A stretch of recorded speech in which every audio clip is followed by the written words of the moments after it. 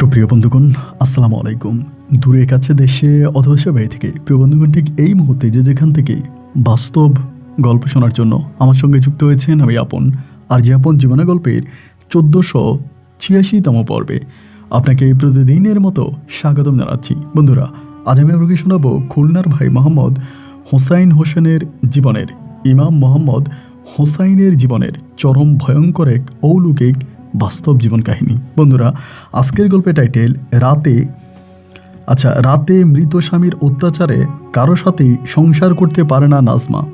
এই গল্পটা মূলত একটা মেয়ের গল্প, কিন্তু এই মেয়েরই হাজব্যান্ড ইমাম হোসাইন আহমেদ তার স্ত্রীর গল্পটা আমার সঙ্গে শেয়ার করেছে। এবং এই গল্পটা শুধু একটা গল্পই নয়, আমার কাছে মনে হয় যে রীতিমতো এই গল্প শুনে আপনি একা করে থাকতে পারবেন না, এতটাই ভয়ানক এবং হৃদয়ে ফেটে যাওয়ার মতো অবস্থা হবে। গল্পের শেষ দিকটা মনের অজান্তে আপনার চোখে জল এনে দেবে। আশা করব শুরু থেকে শেষ পর্যন্ত খুলনার ভাই ইমাম হোসাইনের জীবনের গল্পটা আপনার প্রত্যেকে আমার মুখে শুনবেন এবং গল্প শেষে ইমাম হোসাইনকে আপনার মতো করে একটা মন্তব্য কমেন্ট বক্সে লিখবেন। ধন্যবাদ সবাইকে। সুপ্রিয় বন্ধুগণ, আসসালামু আলাইকুম। আমার নাম মোহাম্মদ হোসাইন, আমার বাড়ি খুলনা বিভাগে। বন্ধুরা, আমি আমার জীবনের গল্পটা শুরু করার শুরুতে আপনাদেরকে আমার পরিবারের সম্বন্ধে জানিয়ে রাখি।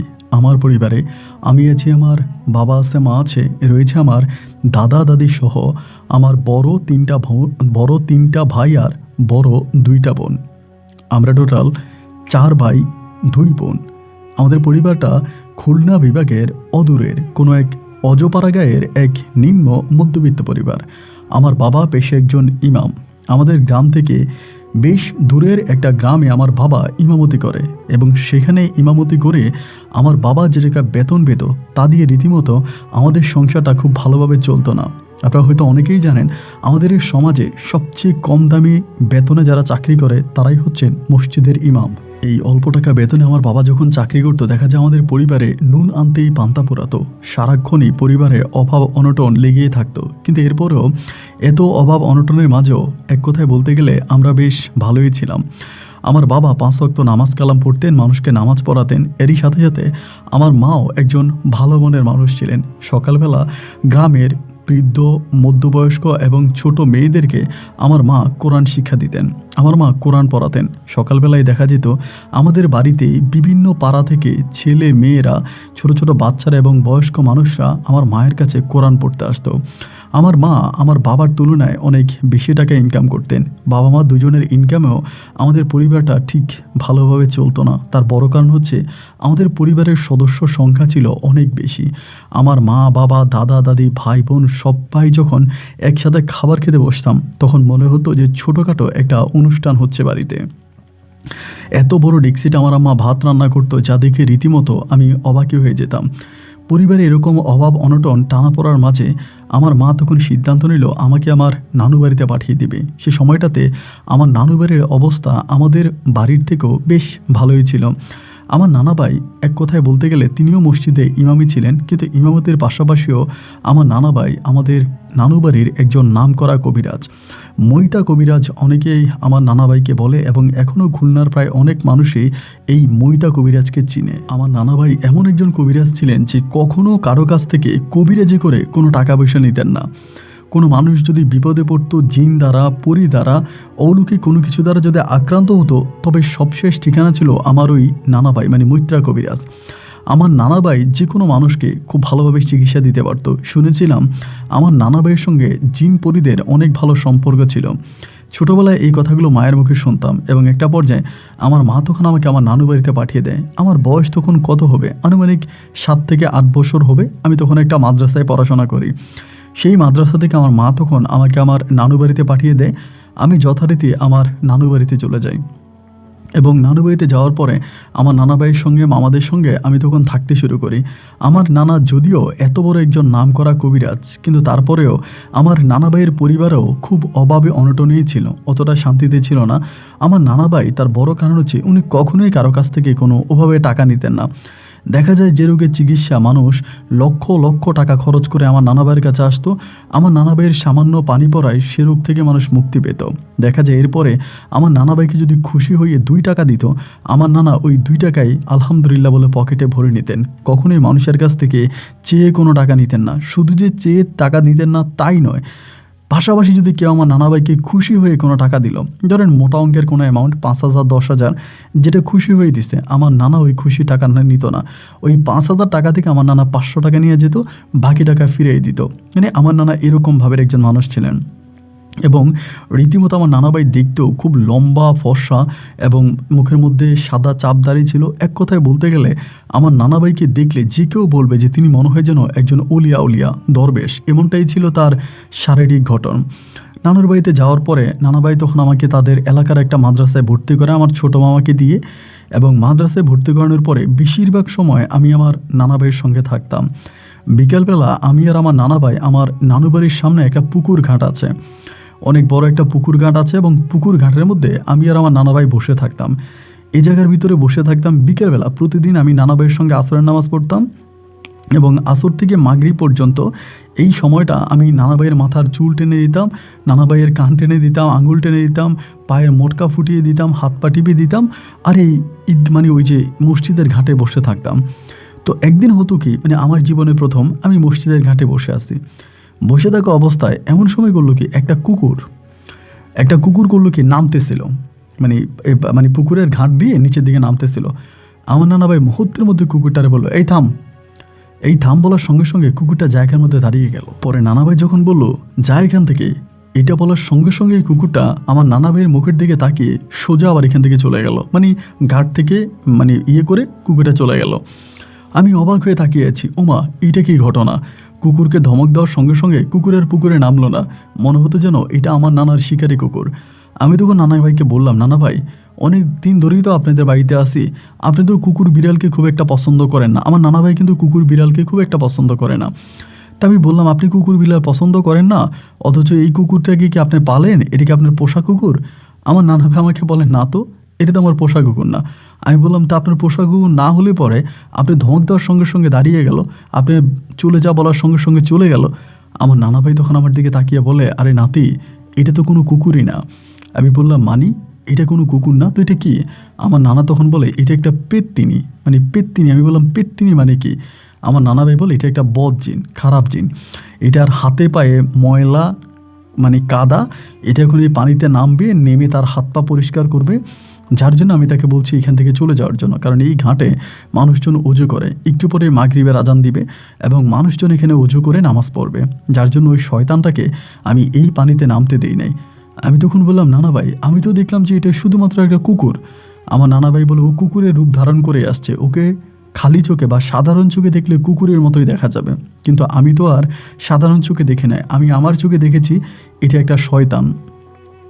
তো এই প্রথম আমি নানাভাইয়ের সঙ্গে এই ঘটনাটা আমার খেয়াল আছে, এইটা নানাভাইয়ের সঙ্গে আমার ঘটেছে। এরপর আমি এগুলোতে ভয় পাইতাম না, সারাক্ষণ নানাভাইয়ের সঙ্গে থাকতাম, নানাভাইয়ের সঙ্গে ঘুরতাম ফিরতাম, আবার রাতের বেলায় নানাভাইয়ের সঙ্গেই ঘুমাইতাম। আরেকটা রাতের ঘটনা আপনার সঙ্গে শেয়ার করি। একদিন রাতের বেলা হলো কি, প্রচণ্ড রকমের বৃষ্টি হইতেছে, এবং এটা ছিল আপনার বৈশাখ জ্যৈষ্ঠ মাস, এরকম হবে, আমের সময় ছিল, আমের সময়টা। তা আমাদের নানাভাইয়ের উঠানের মধ্যে হচ্ছে একটা অনেক বড় আম গাছ আছে, বিশাল বড় একটা আম গাছ। তা আম গাছটা এটার মধ্যে পড়ে, এটা আমার একদম আমার জীবনে এটা স্মরণীয় একটা ঘটনা। তো যখন ঝড়ি তুফান আসছে, আমি তখন লাফ দিয়ে উঠে গেছি, তখন ধূপ করে আম পড়তেছে, টিনের ছালে আম যখন পড়তেছে, প্রচণ্ড রকমের শব্দ শোনা যাচ্ছে। আমি তখন নানাভাইকে বললাম, ও নানাভাই, আম তো পড়তেছে গাছ থেকে, আমি যাই আমগুলো কুড়াই নিয়ে আসি। আমার নানাভাই আমারে বলে, আম কুড়ানোর জন্য তোর যাওয়া লাগবে না, তুই ঘুমা, আম এসে আমাদের ঘরে দিয়ে যাবে। আমি বললাম, কি বলেন, আমাদের ঘরে দিয়ে যাবে, এটা আপনি কি কথা বলেন? নানাভাই বলে, তোরা বলছি ঘুমাই দে, তুই ঘুমা। তা আমি আর নানাভাই তখন আবার ঘুমিয়ে গেলাম। রাত পেরিয়ে যখন সকালে হুজুরের কণ্ঠে মধুর ফজরের আজানের শব্দ শুনলাম, মুহূর্তের মধ্যে আমার ঘুমটা ভেঙে গেল। সবসময় ফজরের টাইমে আমি ঘুম থেকে উঠে যেতাম, এবং উঠে যাওয়ার পর আমি নানাভাইকে বললাম, ও নানাভাই, দুইটা ডাক দেওয়ার পরে উনিও উঠলো। উনি উঠার পরে যখন কুফিবাতি জ্বালানোর সঙ্গে সঙ্গে আমি যেটা দেখলাম, আমাদের ঘরের ভিতরে নানাভাই যে রুমে থাকতো, ওই রুমের ভিতরে বড় বড় দুইটা খাঁচির মধ্যে অনেকগুলো আম, যেটা দেখে মনে হলো যে কেউ মনে হয় আমগুলাকে ছিঁড়ে, আমগুলা কুড়িয়ে, এরপর আমগুলোকে মনে হয় ঘরের ভিতর দিয়ে গেছে, এরকমটা মনে হলো আমার কাছে। আমি দেখে খুব অবাক হয়ে গেলাম, এবং ঘরের দরজাও লাগানো রীতিমতো, নানা আর আমি যে রুমে থাকতাম ওই রুমে দরজা লাগানো। আমি আমগুলো দেখে সাথে সাথে একটা আম আমি পেরে হাতে নিলাম, এবং হাতে নিয়ে তখন কিন্তু আর মাথায় এই জিনিসটা আসে নাই আর কি, মানে কোনো কিছু বুঝতে পারি না আম থেকে আসছে। এবং আমি তখন পুকুর পাড়ে গিয়েই মানে এই অন্ধকারের মধ্যে নানা ভাই আমাকে ডাকতেছে, যাইস না যাইস না, আমি তারপরেও পুকুর পাড়ে চলে গেছি। যাই আমটাকে ধুয়ে একদম চিলা খেতে শুরু করছি, মনে হয় যেন টস টস আম। নানা ভাই হাসতেছে এবং হাসার পরে আমি তখন এই নানা ভাইয়ের সঙ্গে তখন নামাজ পড়তে গেছি। তখনও কিন্তু আমের কথা আমার কোনো খেয়াল নাই, মানে খেয়াল নাই বলতে আম কীভাবে ঘর পর্যন্ত আসলো এইটা ঠিক আমার মানে জানা ছিল না। তো যথারীতি নানা ভাইয়ের সঙ্গে তখন আমি এই মানে মসজিদে যাচ্ছি, নামাজ পড়ছি এবং নামাজ কালাম পড়ে আবারও সকালবেলা ওই ঘাটের মধ্যে বসে আছি। নানা ভাইয়ের সঙ্গে ওই ঘাটে বসে আছি, যেই ঘাটে আমার নানা ভাইয়ের সঙ্গে এর আগে এরকম একটা ঘটনা ঘটেছিল। তো ফজরের তখন পরে পরে একটা লোক যাচ্ছিল এই রাস্তা দিয়ে, এবং এই লোকটা মানে রাস্তা দিয়ে বলতে মসজিদের সামনে দিয়ে হেঁটে যাচ্ছিল। তো আমি মোটামুটি নানুবাড়ির গ্রামের সবাইকেই প্রায় চিনতাম, যেহেতু অনেক মাস ধরে আছি। তো এই লোকটার আমি চিনি না, লোকটা পাঞ্জাবি পরে আসছে, আমার নানা ভাইকে সালাম দিছে। সালাম দেওয়ার পরে আমার নানা ভাই বলতেছে, ভালো আছেন? লোকটা বলে, হ্যাঁ ভালো আছে, আপনার শরীরের খবর কি? আমার নানা ভাই বলে, হ্যাঁ আলহামদুলিল্লাহ আমিও ভালো আছি। তো আমার নানা ভাই তখন বলে, আম খাইছো না? আমারে বলতেছে। আমি বলি, খাইছি। তো আম খাইলে যে তোমার আম দিল তারা সালাম দাও না কেন? আমি তখন বললাম যে আসসালামু আলাইকুম। তো লোকটা সালামের উত্তর দিল, আমার মাথায় হাত বোলাই দিল এবং উনি ওনার মতো করে হেঁটে চলে গেল। এটা হচ্ছে আমার দ্বিতীয় ঘটনা। তো নানা ভাই তখন বললাম, নানা ভাই, ও নানা ভাই, এই লোকটা আমার তো আম দেয় নেই, তাহলে তুমি বললা কেন যে আম খাইছো না? আমি বললাম যে নানা ভাই, তখন নানা ভাই বলে যে কে বললো আম দেয় নাই, তুমি সকালে আম খাইছো না? আমি বললাম, এটা তো আমি খাঁচি থেকে আম নিয়ে আম খাইছি, এটা তো তোমাদের গাছের আম, ঘরের মধ্যে থেকে আমি নিছি। তাইলে এই লোকটাকে এই লোকটার ইয়ে কি? নানা ভাই তখন আমারে বলতেছে, তুমি যে ঘর থেকে আমটা নিলে এবং আমটা খাইলা, তুমি কি একটাবার এটা ভেবেছো তোমার ঘরের ভিতরে আমটা কিভাবে আসলো? আমি তখন নানা ভাইরে বললাম, কিভাবে আসলো? আমার নানা ভাই রাতের বেলায় বলে, উনি সহ আরও কয়েকজনে আমগুলোকে কুড়িয়ে আমার ঘরে এনে দিয়ে গেছে, আর সেখান থেকে তুমি আমটা ধুয়ে খাইছো। আমি তখন বললাম, নানা ভাই উনি কে? আমার নানা ভাই তখন একটা হাসি দিয়ে বললো, ওনাকে তুমি চিনবা না, চলো। এই আবার নানা ভাইয়ের সঙ্গে আবার ঘরে চলে গেলাম। এমনি ঘটনাগুলো ঠিক এভাবেই শুরু হচ্ছিল। এরপর যেটা হইতো যে আমি নিশ্চিতভাবে জানতাম যে আমার নানা ভাইয়ের সঙ্গে কিছু একটা আছে। একটা নয়, শুধু আমি বলতে পারি যে অসংখ্য কিছু আছে আমার নানা ভাইয়ের সঙ্গে, এবং যারা প্রতিটা মুহূর্তে মুহূর্তে কখনো কুকুরের রূপ, কখনো বিড়ালের রূপ, কখনো ভালো মানুষের রূপ, কখনো মহিলার রূপ, এরকম বিভিন্ন রূপে আমার নানা ভাইয়ের কাছে আসতো এবং এসে পরে আমার নানা ভাইয়ের সঙ্গে কথা বলতো, দেখা করতো, হ্যান্ডশেক করতো। আমার নানা ভাইয়ের সঙ্গে এই খারাপ জিনিসগুলো, খারাপ ঠিক না, মানে ভালো খারাপ জিনিসগুলোর একটা ভালো সম্পর্ক ছিল, খুবই মধুর সম্পর্ক। এভাবে প্রায় আমি আস্তে আস্তে করে নানা ভাইয়ের কাছে বড় হচ্ছিলাম। তো এরকম করে প্রায় নানা ভাইয়ের কাছে আমি 8 থেকে 9 বৎসরের মতো থাকি। তখন আমি পড়াশোনাই করি, 8-9 বছর মতো নানা ভাইয়ের সঙ্গে থাকি। তো নানা ভাই তখন আমি বিভিন্ন কাজে হেল্প করি। ধরেন অনেক রুগী আসছে, রুগীর সঙ্গে কথাবার্তা বলি, রুগীদের বসতে দিই এবং নানা ভাইয়ের জন্য রুগীরা অপেক্ষা করে, পরে নানা ভাই আসে, তাদের কাছে নিয়ে যাই। ছোটোবেলা থেকে আমি খুবই কর্মিক একটা ছেলে হয়ে পড়ি। এইভাবে আমার বয়স যখন প্রায় 15 থেকে 16 বৎসরের কাছাকাছি, এরই মাঝে আবার ছোটোখাটো অনেক ঘটনা আছে, সব তো আর বলা যাবে না, জাস্ট আপনাকে কিছু কিছু বললাম। তো এরপরে যেটা হইলো যে আমার নানা ভাই তখন করলো কি, মানে আমাকে বলতেছে, যখন আমার বয়স প্রায় 15 থেকে 16 বৎসরের কাছাকাছি, তো ওই সময়টাতে আমার নানা ভাই একটু অসুস্থ হয়ে যায়, মোটামুটি শারীরিকভাবে অনেকটা দুর্বল হয়ে যায়, আগের মতো করে হাঁটাচলা করতে পারে না, একটু দুর্বল হয়ে যায়। তো আমি তখন নানা ভাইকে বললাম, নানা ভাই আপনি তো আর আগের মতো করে হাঁটাচলা করতে পারেন না এবং কেমন জানি একটু দুর্বল হয়ে গেছেন, একটা কাজ করেন না, আমারে হচ্ছে এই কবিরাজিটা শিখিয়ে দেন, আমি কবিরাজিটা শিখি এবং এটা শেখার পরে এরপরে আমি কবিরাজি করব। নানা ভাইকে বলতেছি। নানা ভাই বলে, কবিরাজি শিখবি? আমি বললাম, হ্যাঁ শিখবো। নানা ভাই বলে, কবিরাজি তো সবাই করতে পারে না, সবাই তো কবিরাজি করতে পারে না, কবিরাজি করা কোনো সহজ কথা নয়, এটা অনেক কঠিন একটা কাজ, অনেক বড় একটা কাজ, অনেক সাধনার কাজ, এমন সাধনার কাজ কি তুই করতে পারবি? আমি তখন নানা ভাইকে বললাম, নানা ভাই যত বড়ই সাধনার কাজ হোক না কেন, যত কঠিন কাজ হোক না কেন, আমার কোনো সমস্যা না, আমি করতে পারবো। আমার নানা ভাই বলে, তাই পারবি তো? আমি বললাম, হ্যাঁ নানা ভাই পারবো। আচ্ছা ঠিক আছে, বলো যদি পারিস তাহলে আমি তোর কবিরাজি শিখাবো। আমি যে আচ্ছা ঠিক আছে। তো এবার হলো কি, একদিন আমি আর নানা ভাই এই কথা বলে বলে মানে যেদিন এটা বলছে তার পরের দিনে বাজারে রওনা দিছি। তাই বাজারে যখন রওনা দিছি, তো বাজারে রওনা দেওয়ার পরে নানা ভাই আর আমি বাজার করছি। নানা ভাই আবার বাজার আমাকে দিয়েই করাইতো, উনি বসে থাকতো, উনি বসেছিল, আমি বাজার করছি। করার পরে আমি আর নানা ভাই তখনও হাইটে হাইটে আসতেছি। বাজারের বেগটা তখন খানিকটা ভারীই ছিল, তাও আমি হাতে নিয়ে আসতেছি। এরকম করে আপনার কোটপাড়া বলে একটা জায়গা আছে বাজার এবং আমার নানা বাড়ির মাঝখানে, কোটপাড়া বলে এটারে। তো এই কোটপাড়ার কাছাকাছি আসার পরেই আমি দেখলাম একটা বিড়াল আমাদের পিছু নিছে। বিড়ালটা আমাদের পিছু নিছে এবং কোনোভাবেই বিড়ালটা আমাদের বাড়ি পর্যন্ত যেতে দিচ্ছে না। বাড়ির সামনে, আমার সামনে ঘুরতেছে, ব্যাগের মধ্যে কামড় দিতেছে, এরকম করতেছে। বাট আমি খেয়াল করে দেখলাম যে আমার নানা ভাই মুসকে মুসকে হাসতেছে। এই যে বিড়ালটা এরকম করতেছে, নানা ভাইয়ের মনে কোনো রকমের কিছু নাই, উনি মুসকে মুসকে হাসতেছে। আমার তখন বড্ড রাগ উঠে গেল, আরে কী ব্যাপার, এইরকমভাবে বিড়ালটা জ্বালাইতেছে, আমি এটা লাথি মারতেছি তাও এটা যায় না, ঢিল মারতেছি যায় না, কতক্ষণ পরে এসে এসে আমার ব্যাগের মধ্যে কামড় দেয়, আমার সামনে এসে দাঁড়ায়। তো এরকম করতে করতে আমার নানা ভাই আমি বলতেছি, নানা ভাই আপনি হাসতেছেন আর এই বিড়ালটা আমাকে জ্বালাইতেছে, এটা কি ঠিক? আমার নানা ভাই বলে, বিড়ালটারে যেতে বল না। আমি বলে, আমি কি কম যেতে বলছি? এটা তো যায় না। আমার নানা ভাই বলে, যায় না? আমি বললাম যে যায় না। তো এবার নানা ভাই তখন বিড়ালটারে বললো, এই তুই যাস না কেন, তুই যা। একথা বলার পরে বিড়ালটা তখনও যখন যায় না, এমন সময় নানা ভাই বললো, যদি না যাস তাহলে তুই আমার নাতিরে বলে দে তুই কে। এটা বলার সঙ্গে সঙ্গে ভাই আপনি বিশ্বাস করবেন না, আমি হঠাৎ করে যেটা দেখলাম, এই দৃশ্য মনে হয় জীবনের কাউকে বিশ্বাস করানো যাবে না। আমি দেখলাম যে বিড়ালটা মুহূর্তের মধ্যে বিশাল আকৃতির এক সাপ হয়ে গেছে এই জায়গার ভিতরে, এবং সাপ মানে বিশাল সাপ, মানে মাথাটা একদম অনেক উঁচা। আমি এটাকে দেখা মাত্র ব্যাগটা ছেড়ে দিয়ে মা গো বলে পিছনের দিকে দিছি দৌড়। এরকম দৃশ্য আমার জীবন আমি কখনোই দেখি নাই। মানে একটা বিড়াল হঠাৎ করে এমনভাবে সাপের রূপ ধারণ করে ফেললো, এবং এটার মাথাটা মনে যেন তাল গাছে লেগে গেছে, এত বড় হয়ে গেছে। আমি তখন পিছনের দিকে দৌড় দেওয়ার সঙ্গে সঙ্গে আমার নানাও ভয় পেয়ে গেছে। নানা পিছন থেকে দৌড়ে আমার বলতেছে, তুই দাঁড়া, তুই দাঁড়া, তুই দাঁড়া, তুই যাইস না। নানা ভাই দৌড়াতে পারি না, তুই দাঁড়া, তোর কিচ্ছু হবে না। আমি সামনে গিয়ে শুয়ে গেছে, মানে মাটির মধ্যে শুয়ে গেছে, এবং জ্ঞান হারিয়ে ফেলি নেই। তো আমার নানা ভাই গিয়ে আমাকে ধরে আমাকে দোয়া দরুদ পড়তেছে, পরে ফুটু দিল, এবং দেওয়ার পরে আমি আস্তে আস্তে আস্তে করে কিছুটা শীতল হলাম, এবং পরে আমি বসলাম। আমার নানা ভাই তখন আমারে বলে, কিরে? আমি তখন নানা ভাইয়ের দিকে তাকায় আসছি, কিছু বলি না। নানা ভাই আমারে বলে, ভয় পাইছিস? আমি বললাম, জি নানা ভাই আমি ভয় পাইছি। বলে, চল চল বাড়ি চল। এবার আমাকে বাড়ি নিয়ে গেল, ব্যাগটা নিলাম এবং ব্যাগটা নিয়ে বাড়ি গেছি। রাতের মধ্যে ভাই আমার এমন জ্বর আসছে, এত পরিমাণে জ্বর আসছে যে আমি শরীর আর নাড়াইতে পারি না জ্বরের কারণে। আমার পুরো শরীর মনে হয় যেন পুড়ে যাবে, এমন ভয় আমি পাইছিলাম, মানে একদম শরীর পুড়ে যাওয়ার মতো অবস্থা। এবং এভাবে প্রায় 3 দিন আমি টোটালি বিছনা থেকে উঠতে পারি নাই, মানে 3 দিন পর্যন্ত আমি টোটালি বিছনা থেকে উঠতে পারি নাই। এবং 3 দিন পরে আমি মোটামুটি একটুখানি সুস্থ হওয়ার পরে নানার সঙ্গে আমি তখন দেখা করি। এই কয়েকদিন পর্যন্ত আমার মামা, মামি, নানি এবং সবাই আমার সেবা যত্ন করছে। নানা ভাইও আসছে, কিন্তু ওভাবে না। 3 দিন পরে মোটামুটি সুস্থ হলাম, পরে নানা ভাইয়ের কাছে গেলাম, এবং যাওয়ার পরে নানা ভাই আমাকে পাশে বসাইলো, বসে আমারে বলতেছে, এখন কেমন লাগতেছে? আমি বললাম, নানা ভাই খুব বেশি একটা ভালো লাগতেছে না, কেমন জানি লাগতেছে, আপনাকে বুঝাতে পারবো না। আমার নানা ভাই তখন আমাকে বলে, খুব বেশি ভয় পাইছিস? আমি বললাম, হ্যাঁ নানা, অনেক ভয় পাইছি।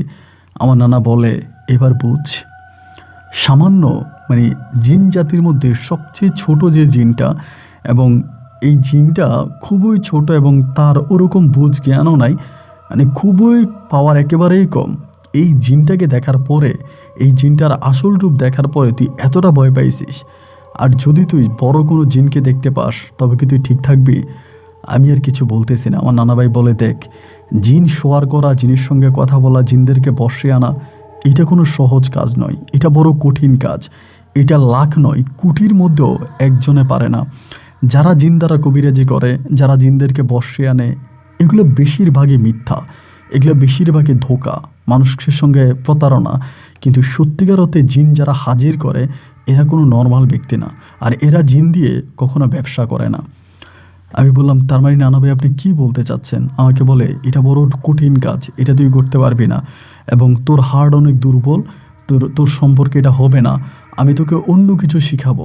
আপাতত মানুষকে দোয়া দুরুদ পড়ে মানুষকে লাইনে আনা এবং মানুষের উপকার করা, আমি তোকে এগুলো শিখাই দেবো। ছোটোখাটো দোয়াগুলো শিখাই দিব, যে দোয়াগুলো আমি মূলত জিনদের কাছ থেকে শিখেছি। এই দোয়াগুলো তোকে শিখাই দিব, এবং তুই এই দোয়াগুলো পড়েই মানুষের উপকার করবি। এর থেকেও বেশি কিছু, এর থেকেও বড় কিছুর ঠিক প্রয়োজন নাই। তো নানা ভাইয়ের কথা শুনে আমি তখন চিন্তা করলাম যে নানা ভাই যেটা বলছে সেটাই ভালো, আমি এটাই না হয় করব। এর থেকেও বেশি কিছু আসলেই আমার প্রয়োজন নাই, আর এর থেকেও বেশি কিছু আমি করতে পারবও না, কারণ যে পরিমাণের ভয় আমি পাইছি, এরপরে আর আমার কোনো কিছু করা সম্ভব না। তো এরপর থেকে আমি তখনও নানা ভাইয়ের সঙ্গে থাকতেছি, উঠতেছি, ঘুরতেছি, ফিরতেছি, খাইতেছি, এবং নানা ভাই আমাকে আস্তে আস্তে করে এই ছোটোখাটো কয়েকটা বিষয় আমাকে তখন শিখাই দিল। তো এই করতে করতে আমি মোটামুটি আলেম পাস করে ফেলি। আলেম পাস করার পরেই আমার পরিবার থেকে তখন আমার আব্বা বললো যে এভাবে না থেকে একটা চাকরি কর। আলেম পাস করার পরে আমার আব্বা তখন আমাকে চাকরির কথা বলতেছে। আমার আব্বা যে মসজিদে ইমামতি করতো, সেই মসজিদে আমাকে যাইতে বলে। তো আমার নানা ভাইও তো আসলে কবিরাজটিকে, বড় কবিরাজ, কিন্তু মাল নাই, টাকা পয়সা নাই। তো আমার নানা ভাই আমার বলে, তুই চলে যা, আমি যে লাইনটাতে আছি এই লাইনটা তেমন কোনো ভালো লাইন না, এই লাইনটা বড় খারাপ লাইন, এবং আমি চাই না আমার পরিবারের কোনো মানুষ এই লাইনে আসুক, আমি চাই না তুই এই লাইনে আয়, তো তোর কাছে আমার অনুরোধ হলেও তুই চলে যা। তখন নানা ভাই আস্তে আস্তে কবিরাজি ছেড়েও দিচ্ছিল, কবিরাজি করেও না, কবিরাজি মোটামুটি ছেড়ে দিচ্ছে। তো এই কথা বলার পরে আমি তখন সিদ্ধান্ত নিলাম, যেহেতু নানা ভাই নিজেও বললো, আব্বাও বললো, বা আদার্স পরিবারে যারা আছে সবাই আমাকে বুঝাইলো, তখন আমি ভাবলাম যে না, তাহলে আপাতত চলে যাই, এইটা আর না করি। এবং এরপরে আমি তখন এই জায়গা থেকে চলে আসি, মানে এই কবিরাজি ছেড়ে দিই, মানে কবিরাজি বলতে নানার বাড়িতে থাকা বন্ধ করে দিয়ে বাড়িতে আসি। এবং আসার পরে আমার আব্বা যে মসজিদে ইমামতি করে সেই মসজিদে আমাকে নিয়ে যায়। তো ওই মসজিদে নিয়ে যাওয়ার পরে ওখানে ইমামতিতে ঢুকতে আমাকে খুব বেশি একটা ব্যাগ পোহাতে হয়নি ওখানে যাওয়ার পরেই, এবং যারাই আমাকে দেখেছে মোটামুটি সবাই আমাকে পছন্দ করছে। আর যেহেতু আমার আব্বা সেই এলাকারই একজন নামকরা ইমাম, তো আমাকে আর মানে মোটামুটি কেউ পিছনে ফেলেনি, আমাকে বলছে ঠিক আছে তুমি ডিউটি করো। তো আমার আব্বাও 1 সপ্তাহ মতো চাকরি করছে, আমিও করছি।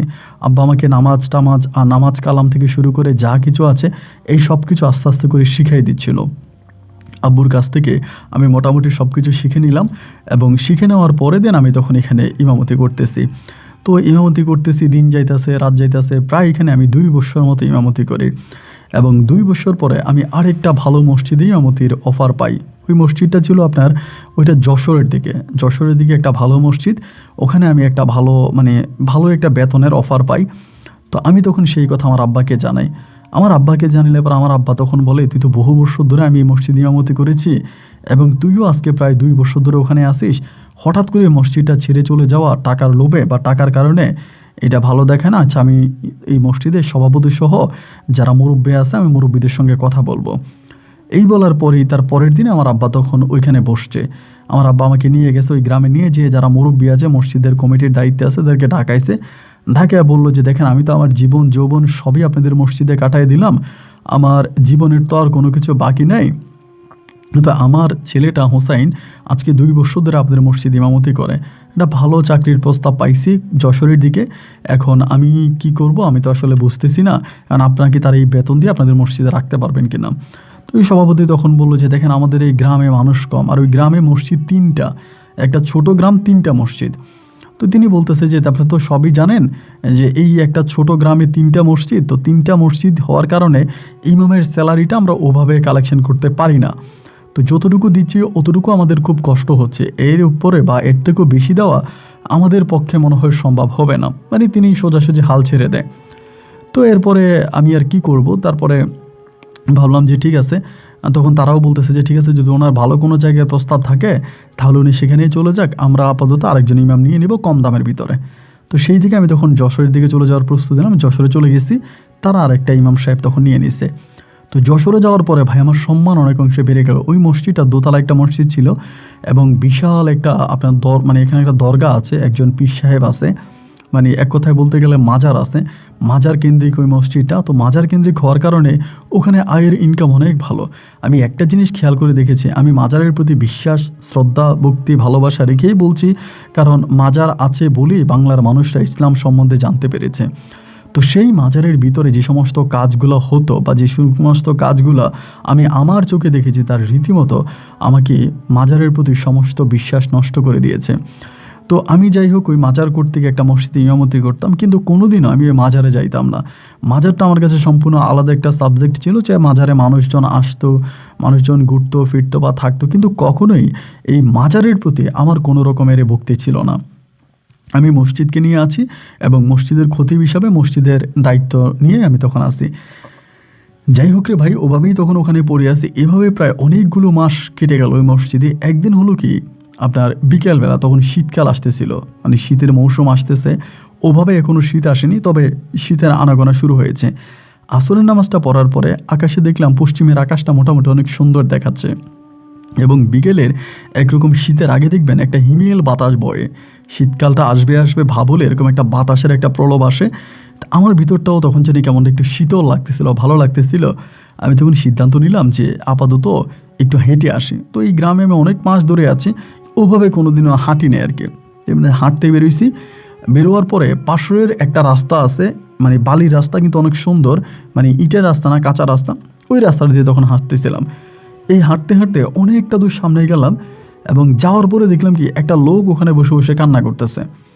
এই লোকটা আমাদের মসজিদে নামাজ পড়ে না, এটা পাশের গ্রামের একটা লোক, এখানে বসে বসে কান্না করতেছে। তো কান্না করতেছে দেখে আমার মনটা তখন একটু খারাপ হয়ে গেল যে লোকটা কান্না করতেছে, তার সামনে আবার 2টা গরু আছে, একটা ছাগল আছে, কান্না করতেছে। আমি তখন গিয়ে সালাম দিলাম, উনি আমাকে সালামের উত্তর নিল। আমি বললাম যে কাকা ভালো আছেন? বলে হ্যাঁ ভালো আছি। তখনও কান্না করে। আমি বললাম এই কেমন মিথ্যা বলতেছেন, চোখে পানি আর মুখে বলতেছেন ভালো আছি, এটা কি মিথ্যা না? উনি বলে বাবা তোমারে চিনলাম না, তুমি কে? আমি তো বয়সটা অভাবে বাড়ে নাই, আর আমি দেখতে শুনতে অতটা লম্বা মানে হয়ে যাই নাই আর কি।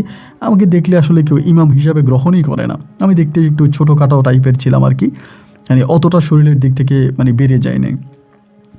তো আমারই বলতেছে তোমার তো চিনলাম না। আমি বললাম যে ওই যে মাজারের পাশে যেই মসজিদটা আছে, আমি ওই মসজিদের ইমাম। পরে আমারে বলে ওরে বাপরে বাপ, তুমি তো ওই মাজারের পাশে যে মসজিদ, ওই মসজিদের ইমাম? অনেক বড় মানুষ। আমাকে সালাম দিল এবং খুব সম্মান আমাকে দেখালো। তাই আমি বললাম কিছু মনে করবেন না, কান্না কেন করতেছেন আমাকে কি একটু বলা যায়? আপনার কান্না করার পিছনের কারণটা কি যদি একটু জানতে পারতাম তাহলে আমার ভালো লাগতো। উনি বলে বাজান রে, যেহেতু জানতেই চাচ্ছ আর তুমি একটা মসজিদের ইমাম, তোমার দোয়ায় হয়তো আল্লাহ আমার জীবনের পরিবর্তন করতে পারে, আমি তোমারে বলি। আমি বললাম বলেন। উনি বলে আল্লাহ তাআলা আমাকে 2টা মেয়ে দিছে, আমার কোনো ছেলে নাই, 2টা মেয়ে, এবং 2টা মেয়ের মাঝে আমার বড় মেয়েটাকে আমি বিয়ে দিয়ে ফেলেছি। এর পরের যেটা আছে সেটা হচ্ছে ছোট। আমার ছোট মেয়েটা দেখতে শুনতে মাশাআল্লাহ খুব সুন্দর ছিল এবং তার রূপ যৌবন এলাকাতে অনেক ভালো, মানে দেখতে শুনতে খুব ভালো ছিল। এবং একটা পর্যায়ে আমার মেয়েটারে হচ্ছে একটা বিয়ের ঘর আসে, তো আমি সেখানে আমার মেয়েটাকে বিয়ে দিব না, একটা বিয়ের জন্য আসে, আমি বিয়ে দিব না। তা মেয়েটার বয়স খুবই কম ছিল, অনেক কম বয়স, যার জন্য বিয়ে দিলাম না। তারপরেও তারা কেমনে আমার মেয়েটার সেই জায়গার মধ্যে বিয়ে দিয়ে দিল। তো বিয়ে দেওয়ার আগ মুহূর্তে কিন্তু আমি এটা জানতাম না, বিয়ে দেওয়ার পরে জানতে পারি যেই ছেলের কাছে বিয়ে দিছি তার আরেকটা বউ আছে। ছেলেটাও মোটামুটি বড়লোক ছিল, পয়সাওয়ালা ছিল, খুলনা শহরের দিকে বাড়ি ছিল। তো এই বেটার আর একটা বউ আছে, এটা তার পরিবার জানতো না। ওই বউটা হিন্দু আর আমার মেয়েটা ছিল মুসলমান। তো বিয়ে হওয়ার প্রায় মাস 3 পরে তখন আমি এই ঘটনা জানতে পারি যে এই ঘটনা। তো বাজান আমি গরিব মানুষ, মাঠে ঘাটে কাজ করে কোনো রকম সংসার চালাই, মেয়েটারে খুব কষ্ট করে বিয়ে দিছি। তার উপর আবার মেয়েটারে আমি আনতেও চাইতেছি না, মেয়েটাও আসতে চায় না যে আব্বা ঠিক আছে, ওইটা তো হিন্দু, এটা তো মুসলমান না, ওইটার মতো থাকবে, আমি আমার মতো থাকবো আব্বা, আপনি চিন্তা করবেন না, আমি সংসার করতে পারবো। তো মেয়েটারে মানা করছে, তারপরেও সংসার করে গেছে। তো জামাইটা আমার মেয়ের সঙ্গে ভালোই ছিল, আমার মেয়েরা কখনো কষ্ট দিত না, খাওয়া দাওয়া থেকে সর্বদিক থেকে আমার মেয়েটার সঙ্গে আমার জামাইয়ের অনেক ভালো সম্পর্ক ছিল, অনেক মধুর সম্পর্ক ছিল। তো একটা পর্যায়ে হলো কি, হঠাৎ করে জামাইটা অসুস্থ হয়ে গেল। তো অসুস্থ হয়ে যাওয়ার পরে আমার মেয়েটারে খুব ভালোবাসতো। আমার অসুস্থ হওয়ার পরে তিনি বারবার আমার মেয়েটাকে বলতো যে নাজমা আমি যদি মরে যাই তুমি কখনো বিয়ে করো না, নাজমা আমি যদি মরে যাই তুমি কখনো বিয়ে করো না, তোমার সঙ্গে অন্য কাউকে আমি কখনোই গ্রহণ করতে পারবো না, তোমার সঙ্গে অন্য কাউকে আমি কখনোই মানতে পারবো না, আমি যদি মরেও যাই নাজমা তুমি কখনো বিয়ে করো না, তুমি কখনো বিয়ে বসবা না। এই কথাগুলো বার করে আমাকে বলে যাইতো। তো আমাকে সবসময় এই কথাগুলো বলতো, আমি তখন এই কথাগুলো শুনতাম।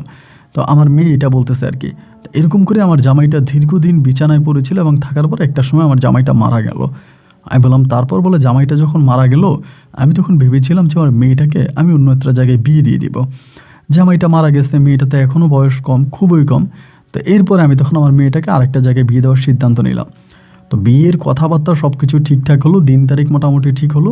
ঠিক হওয়ার পরে তখন এই ছেলে হঠাৎ করে মানে বিয়ে যেদিন ঠিক হলো তার 2 দিন পরে আমাকে মানা করে দিল তিনি আমার মেয়েকে বিয়ে করবে না। তার কারণ সম্বন্ধে জানতে চাইলাম এবং সে বলল রাতের বেলায় তাকে এইভাবে নাকি একজন লোক আসছে এবং ওই লোকটার নাম ছিল কালাম। বলে কালাম নামের একটা লোক রাতের বেলায় আসছে, আয়সা তাকে ডেকে নিয়ে তার কি জানি বলছে এবং সে এখন আর আমার মেয়ের বিয়ে করবে না। তো কালাম বলার সঙ্গে সঙ্গে আমার কাছে মনে হলো আমার মেয়েটাকে যে আগের যে স্বামী ছিল যিনি মারা গেছে তার নাম ছিল কালাম, মানে আব্দুল কালাম। তো আমি বললাম যে কালাম নামের লোকে মানা করে দিয়ে গেছে, তাই আমি আর এটা করলাম না। এরপর থেকে আস্তে আস্তে করে রাতের বেলায় আমি খেয়াল করতাম যে প্রথম দিকে এই ঘটনার পরে মানে বিয়েটা ঠিক হওয়ার ভেঙে যাওয়ার পরে মাঝে মাঝে রাতের বেলায় খেয়াল করতাম কে জানি এসে আমার মেয়েটারে ডাকে, নাজমা, ও নাজমা, এরকম করে ডাক দেয় গভীর রাতে, যখন ধরেন পুরো পাড়া ঘুমিয়ে গিয়েছে, একদম পাড়া সব মানুষ ঘুমিয়ে গেছে, ওই সময়টাতে এসে আমার মেয়েটাকে এরকম করে ডাক দেয়। তো 2 বার ডাক দেয়, অনেকক্ষণ ধরে চুপ থাকে, এরপরে আবার ডাক দেয়। তো বাজান আমি কি করব বুঝতে পারতেছিলাম না। গরিব মানুষ, ওই হুজুরের কাছ থেকে তাবিজ আনি, পানি পড়া আনি, এইগুলো আনার পরে আমি শরীর বন্ধ না দিই, মেয়ের শরীর বন্ধ করি, কিন্তু এরপর ওই ডাক্তার কমে না। যাই হোক, এরপর অনেক ভালো বিয়ের ঘর আছে, আমি বিয়ে দিতে চাইলেও কোনো না কোনোভাবে বিয়েটা ভেঙে যায়। এমন করে করে একটা লোক আমার মেয়েটাকে পছন্দ করে এবং সেই লোকটা বলে সে আমার মেয়েকে বিয়ে করবে। আমার মেয়ের যতই সমস্যা থাক সব সমস্যাকে মাথায় নিয়েই সে আমার মেয়ের সঙ্গে সংসার করবে। আমি তখন বললাম যে যাক, আলহামদুলিল্লাহ, একজন লোক পাওয়া গেল যিনি হাজারো সমস্যার মাঝেও আমার মেয়েকে নিয়ে সংসার করতে চায়। আমি তখন আল্লাহর দরবারে শুকরিয়া আদায় করলাম, আমার মেয়েটার বিয়ে হয়ে যাবে, আমার মেয়েটা তার স্বামীর ঘরে যাবে, সুখে থাকবে। এই চিন্তা ভাবনা করেই ভাই ওই ভদ্রলোকের কাছে আমি আমার মেয়েটাকে বিয়ে দিলাম। এবং বিয়ে দেওয়ার পরে যেটা ঘটলো সেটা হচ্ছে প্রতি রাতেই আমার মেয়ের নাম ধরে এসে ওই বাড়িতে ডাকে, এবং ডাকে এমনভাবে ডাকে যে তারা বাড়ির যারা আছে, মানে ওই ঘরে যারা আছে সবাই শুনতে পায়, স্পষ্ট শুনতে পায়। তারা দরজা খুলে, দরজা খোলার পরে কাউকে দেখতে পায় না, এবং দরজা লাগানোর পরে আবার ডাকে এবং ডাক দেয় একটা, নাজমা তোমাকে না বলছিলাম বিয়ে করবা না, এগুলো বলে যে নাজমা তোমাকে না বললাম বিয়ে করবা না, এরকম করে করে বলে। তো ভাই একটা লোক যদি এইভাবে রাতের বেলায় ঘটনা এরকম ঘটে, তাহলে কি সে আর এই বউ নিয়ে সংসার করবে? এই আমার মেয়েটারে ছেড়ে দিল। এভাবে একটা নয় দুইটা না, আমার মেয়ের 7টা বিয়ে হয়, এবং ওই 7টা বিয়েই আমার মেয়ের ভেঙে যায়, এবং 7টা স্বামী আমার মেয়ের সঙ্গে সংসার করে অল্প কিছুদিন এবং আমার মেয়েটাকে ছেড়ে দেয়। তো ভাবছেন আমি গরিব মানুষ, আজকে এই মেয়েটারে না পারি বিয়ে দিতে, আজকে মেয়েটার মোটামুটি বয়স হয়েছে, না পারি বিয়ে দিতে, না পারি কিছু করতে। এখন গ্রামের মানুষ আমার মেয়েটাকে নিয়ে বিভিন্ন ধরনের বাজে কথা বলতেছে। আমার মেয়েকে নাকি কেউ এইখানে দেখে ওইখানে দেখে, আমার মেয়ে নাকি বিভিন্ন মানুষের সঙ্গে খারাপ কাজ করে, এইরকম করে দোকানপাটে গেলে সবাই আমাকে খারাপ কথা বলে। তা আমার মেয়েটাকে আমি আর তো বিয়ে দিতে পারি না, যার কারণে মেয়েটাকে নিয়ে টেনশন করতে করতে মনের অজান্তে বাবা চোখটা ভিজে গেল। এই কথাগুলো বললো এই মুরব্বী মানুষটা, এবং বলে আমাকে জড়ায় ধরলো। আমার ভিতরে তখন খুব খারাপ লাগা কাজ করলো। আমি বললাম, কাকা দেখেন, আপনি তো অনেক কিছু হয়েছে, আপনার কালকে দিনের 11টা বাজে, 10টা থেকে 11টার মধ্যে আমার মসজিদে একটু আইসেন, আমি আপনার সঙ্গে কথা বলবো। উনি বলে, কেন বাবা? আমি বললাম, আপনি আইসেন। এইটা বলে আমি তখন চলে গেছি। চলে যাওয়ার পরে এবং রাতের বেলায় তখন আমার সঙ্গে একটা ছোটোখাটো জিনিস ছিল, এটা আপনার কাছে হয়তো বলি নাই বা এটা বলা প্রয়োজনও মনে করি না। ওনার সঙ্গে আমার মাঝে মাঝে কথা হইতো, মাঝে মাঝে কথা হইতো, ডাকলে উনি আসতো, সব সময় না, মাঝে মাঝে কিছু প্রশ্ন করলে এগুলো আমাকে উত্তর দিত। তো আমি চিন্তা করলাম যে এই লোকটার যেহেতু এত বড়ই সমস্যা, আমার তো নানা ভাই আমাকে অনেক কিছুই শিখাইছে, আমি তো এটা কখনোই কাউরে শিখেও নাই, এটা কখনো কাজে লাগাইতে পারিও নাই। এই লোকটার যেহেতু তার মেয়েটাকে নিয়ে এত বড় একটা সমস্যা, দেখি না আমার পক্ষ থেকে আমার নানা ভাইয়ের উসিলায় বা আল্লাহর উসিলায় দেখি না মেয়েটাকে আমি, মানে আমার উসিলায় আল্লাহর রহমতে দেখি না যে মেয়েটারে আমি ভালো করতে পারি কিনা, কোনোভাবেই মেয়েটাকে এই ভালো করা যায় কিনা, এইরকম একটা সিদ্ধান্ত আমি তখন নিয়েছিলাম। এবং নেওয়ার পরে ভাবলাম কিভাবে কি করা যায়, কিভাবে করা যায় এটা চিন্তা ভাবনা করতেছি। তাই রাতের মধ্যে ওনাকে আমি তখন ডাকলাম। ডাকার পরে উনি সেদিন মোটামুটি ব্যস্ত না, ফ্রি ছিল, আমাকে তখন সাড়া দিল। আমি বললাম যে এই ঘটনা। উনি আমারে বলে যে না, এই বিষয়ে আমি আপনাকে সাহায্য করতে পারবো না, কারণ যেটাকে আপনি ধরতে যাচ্ছেন এটা হচ্ছে খুব খারাপ একটা হিন্দু জিন, বলে এটা একটা হিন্দু জিন, এটাকে আপনি পারবেন না ঠিক করতে, আমার দ্বারা আসলে এটা সম্ভব না, আমি এটা করতে পারবো না। উনি ডিরেক্টলি যেটা পারবেন ওটা মানা করে দেয় যে আমাদের এটা সম্ভব না, আর যেটা পারবে সেটা করে। তো উনি যখন মানা করে দিল, আমার তখন মনটাও খারাপ হয়ে গেল। সকালবেলা এই লোকটা চলে আসছে, আমি তাকে 11টা বাজে আসতে বলছি, সে 8টা বাজে হাজির। আসার পরে হুজুর বলে যে হুজুর আপনি তো আমাকে বলছেন, আমি তো আসছি, এখন কি করা যায়? আমি চিন্তা করলাম যে আল্লাহ কি করতে পারি। তাই আমি বললাম যে দেখেন, আমি তো আসলে রাতের বেলায় বলছিলাম যে কালকে বলছিলাম করব, কিন্তু বাজান আমার একটু সমস্যা আছে, আমি আসলে এটা করতে পারবো না। গরিব মানুষ তো, মধ্যে মধ্যে আমার পাটা চেপে ধরে বলে, হুজুর আপনি পারবেন। আমি অনেকের সঙ্গে কথা বলছি এখানে আসার আগে, কালকে রাতেও দোকানপাটে গিয়ে কথা বলছি, সবাই বলছে আপনি নাম করা কবিরাজ, আপনার অনেক ক্ষমতা আছে। আমি কবিরাজ বলতে কি ভাই, মাঝে মাঝে মানুষের পানি পড়া দিতাম, কাউরে জিনে টিনে ধরেন আমি ছুটাইতাম, আমার কাছে যদি আসতো ছেড়ে দিতাম, এরকম ছোটোখাটো 2-1টা কাজ আমি এখানে করছি। তো যার জন্য এটা পুরো এলাকাতে ছড়াই গেছে যে আমি কবিরাজ। এই লোকটা আমার পা ধরে বসছে যে হুজুর আপনি পারবেন, আপনি যেমনি পারেন, যেভাবেই পারেন, আপনি এটার একটা বিধি ব্যবস্থা করেন, আপনি যেমনিই পারেন এরে ছাড়, আমার মেয়েটার আপনি একটা লাইন করে দেন, আপনি ছাড়া আমার মেয়েটাকে ভালো করতে পারবে না। এই লোকটা ধরে পা ধরে কান্নাকাটি করতেছে। পরে চিন্তা করলাম যে ঠিক আছে আপনি যান, আমি আরেকটা দিন আমাকে সময় দেন, আমি আগামী দিন আপনার সঙ্গে আবারও কথা বলবো। এই বলে তাই আমি বিদায় করলাম। বিদায় করে আমি তখন আমার মতো করে আপনার আসি, মানে বসে আসি। রাতের বেলায় ওনারা আবারও ডাকছি, ওই দিন একটু ডাকছে, ডাইকা বললাম যে দেখেন আপনি তো সবই জানেন আমার সঙ্গে আজকে কি হয়েছে। উনি বলে হ্যাঁ জানি, মেয়ের বাবা আসছিল, এসে তোমার পা ধরে কান্নাকাটি করছে, আমি দেখছি। আমি বললাম এখন কি করব বলেন তো, কি করা যায়? ইতিমধ্যে আমার নানাভাই কিন্তু মারা গেছে, এটা আমি বলতে ভুলে গেছিলাম আপনাকে। আমি সেকেন্ড টাইম যেখানে চাকরি নিয়েছিলাম, নানাভাইকে ছেড়ে আসার কিছুদিন পরে আমার নানাভাই মারা যায়। প্রথম যে মসজিদ ইমামতি চাকরি করতাম, আমার বাবার মসজিদ, বাবা যে ইমামতি করতো ওইটাতে, এবং ওইখানে চাকরি করার কিছুদিনের মাথায় আমার আব্বু মানে আমার নানাভাই মারা যায়। তো এরপরে যাই হোক, পরে উনি আসছে, উনি আমাকে বলে যে দেখো তোমার নানাভাই তো একজন ভালো কবিরাজ ছিল, গ্রামের সবার মাঝে তোমার নানাভাইয়ের অনেক সুনাম ছিল, তো তোমার নানাভাই কখনো এই ধরনের কাজ করে নাই, হিন্দু জিনদের দ্বারা অনেক কাজ করে নাই। আর আমারও মতে আমি এই নিয়ে কাজ করি না। আর ওই বদমাইশ খারাপ জিনে ভালো না, এ আমার কথা শুনবে না, আমার কথা মানবে না। আমি কিছু বলতে গেলে সে উল্টাপাল্টা করবে, আমাকে দাম দিবে না, মূল্যায়ন করবে না। তো যার জন্য আমি এটা করতে পারবো না, আমি তো ওকে মানা করে দিয়েছি। আমি বললাম আচ্ছা ঠিক আছে, আপনি না হয় করবেন না, আপনি করতে চাচ্ছেন না, এটা ঠিক আছে, কিন্তু আমার এই মেয়েটার সঙ্গে এগুলো কি হচ্ছে বা কেন হচ্ছে আপনি আমাকে বলেন।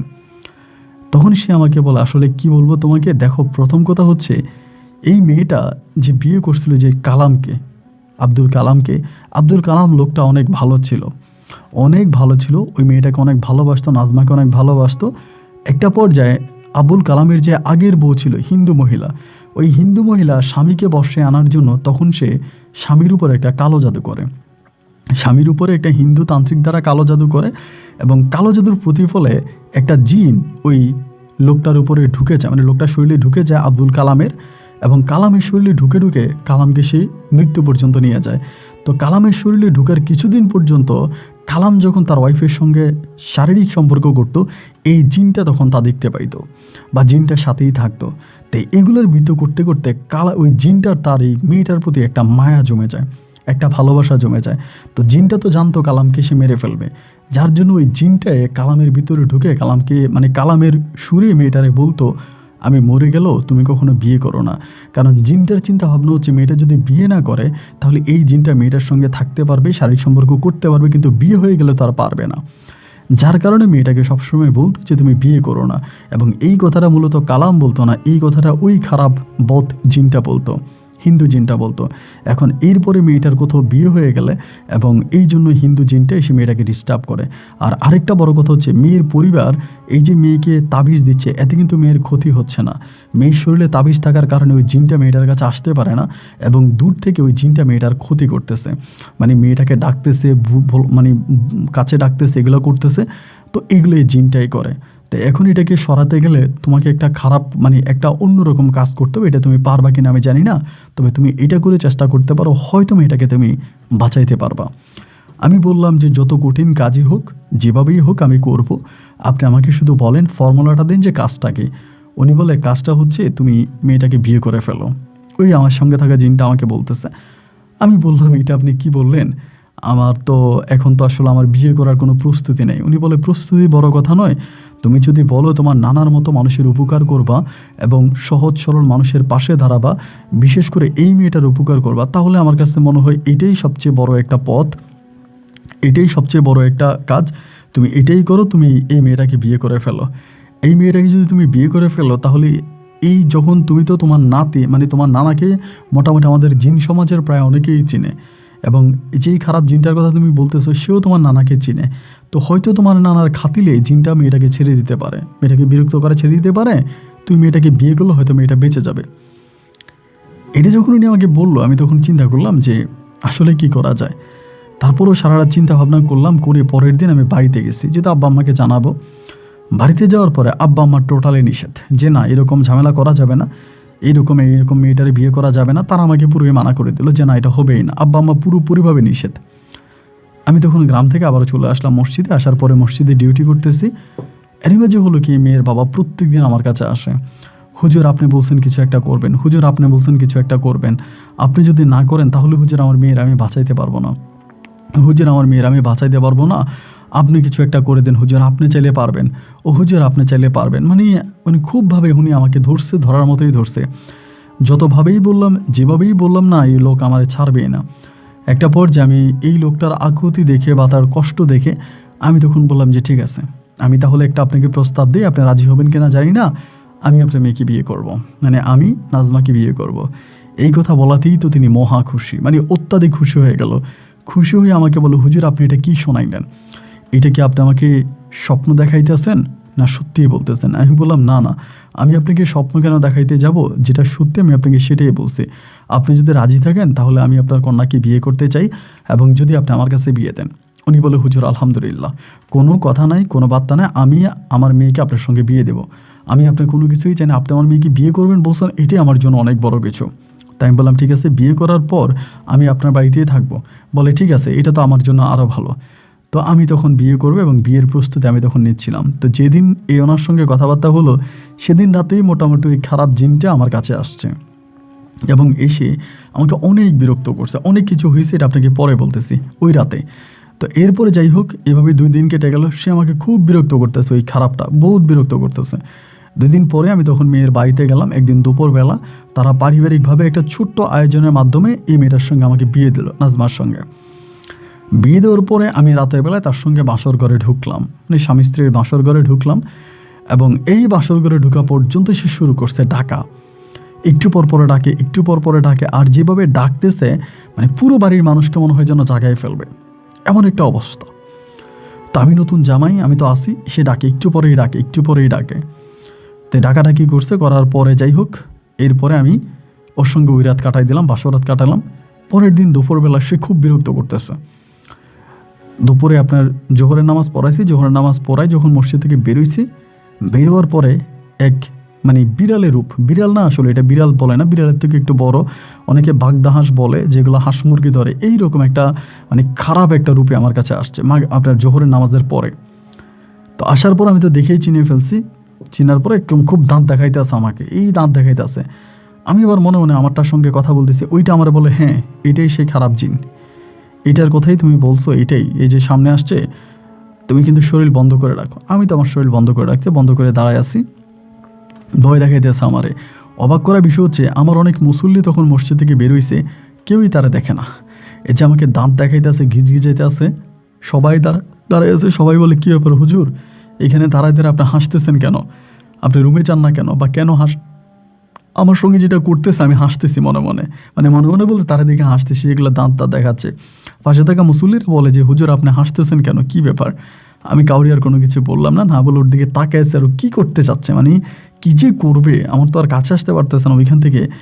এবং একবার ওই রূপ দেয়, আবার সাপের রূপ নেয়, আবার যা যা গোটার, মানে আমাকে ভয় দেখানোর জন্য ওর যা করা দরকার ও সব করতেছে। আস্তে আস্তে করে মুসল্লিরা সবাই চলে গেল, আমি ওইখানে দাঁড়ায় আছি, আমার যাচ্ছে না, জায়গাটা বন্ধ করছি, দোয়া পরে জায়গাটা বন্ধ করে ওই জায়গার মধ্যে দাঁড়ায় আছে। অনেক পরে আমি বললাম, তুমি আমার যতই ভয় দেখাও লাভ নাই, আমি তোমার ওই ভয়ে কাবু হব না। এখনও ভালো আছে, তুমি স্বাভাবিক রূপে আসো, কি বলতে চাও আমারে বলো। এইভাবে আমার সঙ্গে দাঁত গিচিয়ে আমার তুমি কিছুই করতে পারবে না, তুমি আমার নানাকে ভালো করেই চিনো, আমি ওই নানার নাতি, সুতরাং আমাকে তুমি ভয় দেখাইতে পারবে না, আমি ভয় পাবো না। সোজা সাপটাভাবে আসো, লাইনে আসো, তোমার কথা আমি শুনি, আমার কথা তুমি শোনো। এভাবে বুঝিয়ে বলার পরে তখন সে মোটামুটি একটা লাইনে আসছে। আসার পরে সে কান্না করতেছে, এবার মানে কাঁদতেছে ছোটো বাচ্চার মতো। কাঁদতেছেন কেন? আমি ওরে পছন্দ করি, আমি ওরে ভালোবাসি, আপনি ওরে ছাইড়া দেন, আপনি ওরে ছাইড়া দেন, আমি এই সেই মানে অনেক কিছু। এমন যে আপনি একটা জিন, আমরা হচ্ছি মানুষ, তো একটা জিন তো একটা মানুষকে বিয়ে করতে পারে না, এটা তো সম্ভব না, এবং আপনার সঙ্গে তো তার যায় না। পরপর আমি তার কাছে আসতে চাই না, আমাকে অমুক তান্ত্রিকে পাঠাইছে, মানে ওই আমার আগের জিন আমাকে যা বলে দিছে আর কি, তাই সে আমাকে বলতেছে। আমি বললাম, দেখেন এই সবই আমি জানি, সব আমাকে বলে লাভ নাই। এখন আমি যেহেতু তাকে বিয়ে করে ফেলছি, এখন সে আমার সম্মান, আমার স্ত্রী আমার সম্মান, আমার স্ত্রী আমার অহংকার, তো আমার এই সম্মান, আমার এই অহংকার আমি কোনোভাবেই নষ্ট করব না। আপনি যাই বলেন, আপনি যেটাই বলেন, আমি আপনাকে একটা কথাই বলবো, আপনি চলে যান, আপনি এখানে সময় নষ্ট করবেন না, আমার স্ত্রীকে আপনার পাবেন না। না, সে আবারও ভয় দেখাইতে আসে আমারে। পরে তার সঙ্গে অনেক বোঝাপড়া হলো, সে অনেকভাবে আমাকে বুঝাইলো যাতে আমি ছেড়ে দিই, লোভও দেখাইছে। যেমন আমার যে মাজারের পাশে এক মসজিদ মানে আপনার পুকুর আছে, এই পুকুরে আবার আপনার 7 রাজার ধন আছে, মানে কিছু জিনিস আছে এই পুকুরের মধ্যে। 7 রাজার ধন আসলে লোকের কথা আর কি, মানে কিছু আছে গয়নাগাটি এই পুকুরে, এবং তাও কিন্তু কম না। সে আমার বলে, এগুলো আমি খুঁজে দেবো, মানে এগুলো আমি আইনে দিব, তুমি তারা ছাইড়ে দাও, মানে মোটামুটি লোভ যেভাবে দেখানো দরকার সব দেখাইতেছে। আমি বললাম যে না না, আপনি আমাকে যতই লোভ দেখান, যতই কথা বলেন, আমি এটা থেকে পিছপা হব না। আপনি বারবার বলি, আপনি এটা নিয়ে চেষ্টা করে লাভ নাই, আপনি এটা থেকে সরে আসেন বা এটা ছেড়ে দেন। না না না, সে ছাড়বেই না, সে আরও বেশি অ্যাগ্রেসিভ হয়ে যাচ্ছে, আরও রেগে যাচ্ছে। এই ঝগড়াঝাটির মাঝে দিয়ে সে চলে গেছে, আমি আমার মতো করে রুমে চলে গেছি।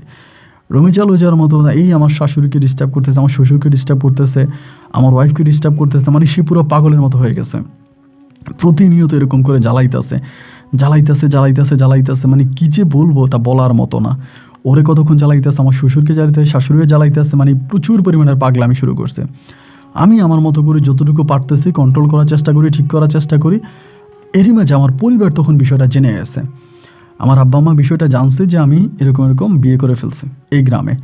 জানার পরে আমার আব্বা আম্মা তখন করলো কি, একদিন আমার এক গ্রামের এক লোক আমারে পাঠাইছে, আমার পরিবার পাঠায়, মানে আমার আব্বা আম্মা পাঠাইছে, পাঠায় বলতেছে আমার আব্বা আম্মার শরীর খারাপ, আমি যদি তাড়াতাড়ি বাড়িতে যাই।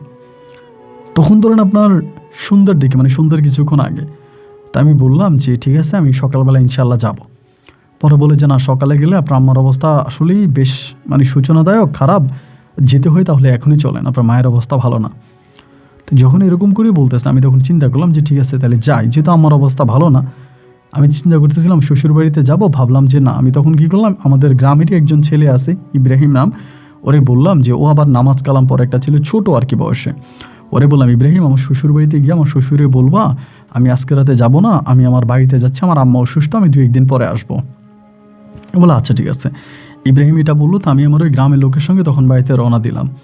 তো ওই কিন্তু আমার সব সময় ডিস্টার্ব করে, মানে সব সময় কিন্তু আমাকে জ্বালায়, প্রতিনিয়ত আমাকে জ্বালায়। জ্বালানোর পরেও সেদিন রাতে আমি সেই যশোর থেকে আপনার খুলনা, মানে খুলনা থেকে আপনার যশোর থেকে খুলনায় যাচ্ছি, কত দূরের একটা রাস্তা, কত দূরের একটা যাতায়াত আমি যাচ্ছি, এবং রাস্তায় অনেক ধরনের কিছু, সে আমাকে কোনো ডিস্টার্ব করতেছে না, আমাকে কোনো বিরক্ত করতেছে না। আজকে সে আসেই না, অন্যদিন যেভাবে আমাকে বিরক্ত করে, আমার সামনে দাঁড়ানো আমাকে ডিস্টার্ব করে, এগুলো কিছুই করতেছে না। আমার ভিতরেই তখন একটা ডাউট লাগছে যে কী ব্যাপার, ও আজকে কিছু করতেছে না কেন, আজকে এইভাবে আমি এরকম একটা জায়গায় যাচ্ছি, আমি রাস্তার মধ্যে একাই আছি বলতে গেলে, এবং এরকম রাস্তা তো একটা ক্ষতি তো করতে পারে, এবং অনেক সময় আমি রিক্সায় বসে থাকলেও রিক্সা ধাক্কা দিয়ে ফেলাই দিই, এরকম ঘটনাও ঘটে। তো আজকে আমি একটা বাসে বসে আছি, তাও তার কোনো রিয়েকশান নাই, তাও সে মোটামুটি কোনো কিছু করতেছে না, মানে এর কারণটা কি, কোনো কিছুই বুঝি না। যাই হোক, এরকম করে একটা পর্যায়ে আপনার বাড়িতে গিয়ে পৌঁছাইলাম। রাত্র প্রায় শেষ রাতের দিকে পৌঁছাইছি, এবং বাড়ির অবস্থা খুব খারাপ, সবাই কান্নাকাটি করতেছে। আমার ভাই, ভাইয়ের বউ, বোনের ছেলে মেয়ে, মানে সবাই মোটামুটি কান্না। আমার আম্মার অবস্থা খারাপ। তা আম্মার অবস্থা খারাপ, এর ভিতরে আম্মার আসলে কি অবস্থা খারাপ ছিল না এটা ওদের প্ল্যানিং ছিল, আমি এটা জানি না। আমি জোহরের নামাজ পড়ছি, আপনার ফজরের নামাজ পড়ছি, নামাজ কালাম পড়ে ঘরে আসছি, দেখি যে আমার আম্মা মোটামুটি ভালো, মানে রাতের বেলা এসে যেমন দেখছি এন থেকে একটু সুস্থ, আলহামদুলিল্লাহ ভালো। তা আমি আম্মাকে দেখে আমি বললাম, আম্মার সাথে ছিলাম সারাটা দিন। আম্মা বলে তুই আজকের দিনটাও থাক। তো আজকে দিনটা থাকলাম, থাকার পরে রাতের বেলায় আমার আব্বা তখন আমারে বলতেছে যে একটা কাজ কর, তোর ভাতিজারে পাঠাই দিই এই মসজিদে, যে মসজিদে চাকরি করস, তাদেরকে বল তারা যেন নতুন ইমাম দেখে নেয় রাতের বেলায়। আমি আমার আব্বা জানাই বললাম, মা এটা আপনি কী বলেন, আব্বা এটা আপনি কী বলতেছেন, এটা কি আপনি কী ধরনের কথা বলেন। আমার আব্বা বলে, আমি যা বলছি তাই কর, এর কথার বাইরে কোনো কথা হবে না, তুই লোক পাঠাই গিয়ে ওইখানে মানা করে দে যে তুই আজকে এই মসজিদে আর ইমামতি করবি না। যে কেন করবো না আমি?